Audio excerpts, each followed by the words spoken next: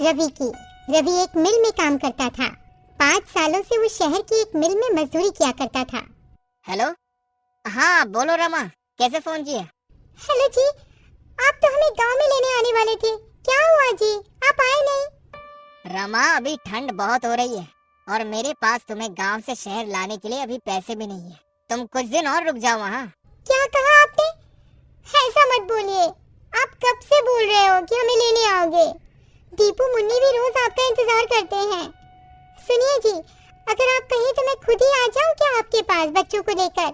मेरे पास कुछ पैसे पड़े हैं, आप जो भेजते थे मैंने उसमें से बचाए हैं। अगर ऐसा है तो फिर आ जाओ, और तुम्हारे पास घर का पता तो है ही, वहीं चले जाना। रमा अपने दोनों बच्चों को लेकर गांव से शहर के लिए निकल जाती है। उसके साथ उसकी बहन दिव्या भी होती है। रमा के माता पिता की मृत्यु के बाद अब वो बेचारी कहाँ जाती, इसलिए रमा उसे अपने साथ ही ले लेती है। ठंड का समय चल रहा था, दिसंबर का महीना, जिसमें कड़ाके की ठंड पड़ती है। रात होते ही रवि मिल से अपने घर को निकलता है। अरे यार, आज तो कुछ ज्यादा ही ठंड पड़ रही है। हाँ यार रवि, ये ठंडी ठंडी हवाएं और चारों तरफ पड़ती हुई धुंध, बहुत सी ठंड है भाई। चल जल्दी जल्दी घर चलते हैं। रवि अपने घर पहुंचता है। वो एक झोपड़ी में रहता था। रवि अपने बच्चों को देखकर बहुत खुश हो जाता है। वहीं वो अपनी साली दिव्या को भी देखता है। अरे दिव्या, तुम यहाँ? ओह अच्छा, याद आया। कोई बात नहीं, अब तुम हमेशा ही हमारे साथ रहना। पापा, मुझे आपकी बहुत याद आ रही थी। हाँ पापा, आप हमें लेने क्यों नहीं आए? बच्चों, मुझे थोड़ा सा काम था। तुम दोनों ने कुछ खाया? हाँ जी, मैंने दाल चावल बनाए थे। आप भी हाथ मुंह धो लो, मैं आपके लिए भी खाना लगा देती हूँ। खाना पीना खाने के बाद सभी लोग फर्श पर सो जाते हैं। यहाँ रवि के पास बस एक ही कंबल होता है। अब पांचों लोग नींद में उस कंबल को अपनी अपनी तरफ खींचते हैं। एक तरफ रमा और रवि लेटे हुए थे, दूसरी तरफ दोनों बच्ची और दिव्या लेटी हुई थी। रमा को ठंड लग रही होती है तो वो सारा कंबल अपनी ओर खींच लेती है। ठंड तो उस समय सबको लग रही होती है, ठंड जो इतनी कड़ाके की पड़ रही होती है। तभी रवि उठकर देखता है कि उसके बच्चे और उसकी साली दिव्या ठंड से कांप रहे होते हैं और सारा कंबल रमा ने उड़ा हुआ होता है। रमा, उठो उठो जल्दी। क्या हुआ जी, आप जाग क्यों रहे हो? वहाँ देखो। रमा अपने बच्चों और बहन की तरफ देखती है और वो घबरा जाती है। उसके बच्चे और बहन ठंड से कांप रहे होते हैं। हाँ जी, आप देख क्या रहे हो? जल्दी से कंबल बच्चों पर डाल दो ना, ठंड बहुत है। रवि सारा कंबल बच्चों और दिव्या पर डाल देता है और रवि और रमा दोनों ही बिना कंबल के ठंड से ठिठुर के सो जाते हैं। सुबह रवि और रमा दोनों ही जल्दी उठ जाते हैं। रमा, तुम ठीक तो हो ना? तुम्हें सर्दी तो नहीं हो गई? रात को बहुत ज्यादा ठंड थी, मैं इसीलिए तुम सबको यहाँ नहीं बुलाना चाहता था। मेरे पास तुम्हें ठंड से बचाने के लिए कपड़े भी नहीं है, मुझे माफ कर दो। हाँ जी, आप क्यों माफी मांग रहे हो? आप चिंता मत करो, मैं बिल्कुल ठीक हूँ। आप तैयार हो जाइए, आपको मिल भी तो जाना है। मिल जाते हुए रवि परेशान सा लग रहा होता है। वो सोच रहा था कि मालिक से एडवांस पैसे ले लेगा, जिससे वो एक और कंबल खरीद कर ले आएगा। लेकिन जब वो मिल जाकर देखता है तो मिल में जोरों की आग लगी हुई होती है। वो अपने दोस्त प्रीतम से पूछता है, प्रीतम, ये मिल में आग कैसे लग गई है? ये कैसे हुआ? अरे क्या बताऊं यार, शॉर्ट सर्किट हो गया और मिल में आग लग गई। अभी मालिक आए थे, उन्होंने कहा कहीं और काम ढूंढ लो।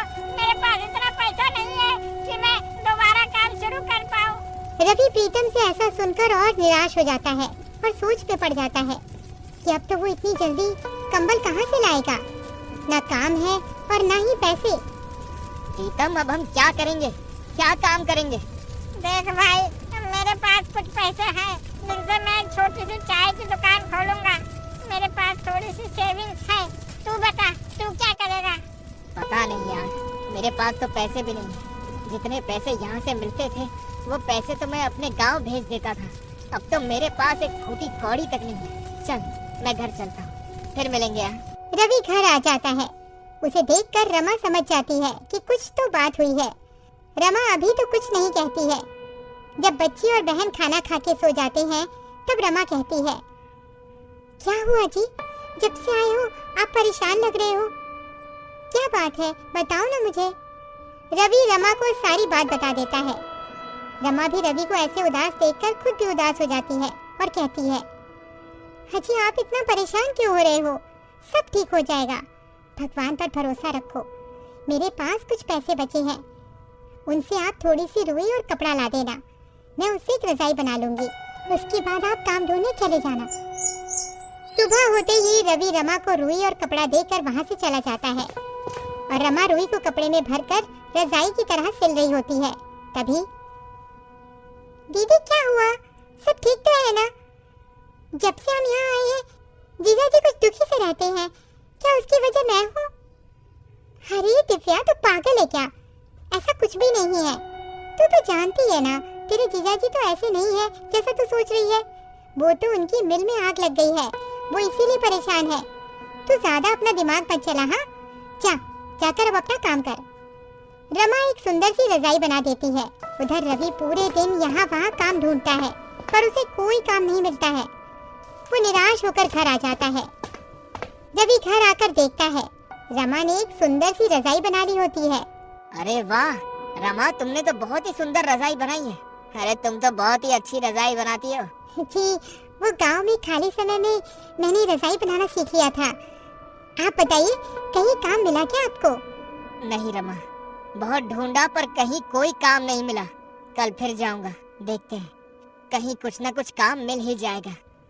रमा बच्चों को नई रजाई में सुला देती है और खुद दोनों मियाँ बीवी पुराने कंबल में सो जाते हैं। अगले दिन रवि का दोस्त प्रीतम रवि का हाल पूछने उसके घर आया हुआ होता है। तभी अरे वाह रवि, ये रजाई तो बहुत अच्छी है, कहाँ से लाए हो? अरे प्रीतम, मैं ये कहीं से लाया नहीं हूँ, ये रजाई तो तेरी भाभी ने बनाई है। क्या कह रहे हो? ये रजाई भाभी ने बनाई है? भाई ये तो बिल्कुल वैसी ही रजाई है जो दुकानों में मिलती है। अरे वाह भाभी जी, आप तो बहुत ही बड़ी कलाकार हैं। अरे तू वो सब छोड़, ये बता तेरी चाय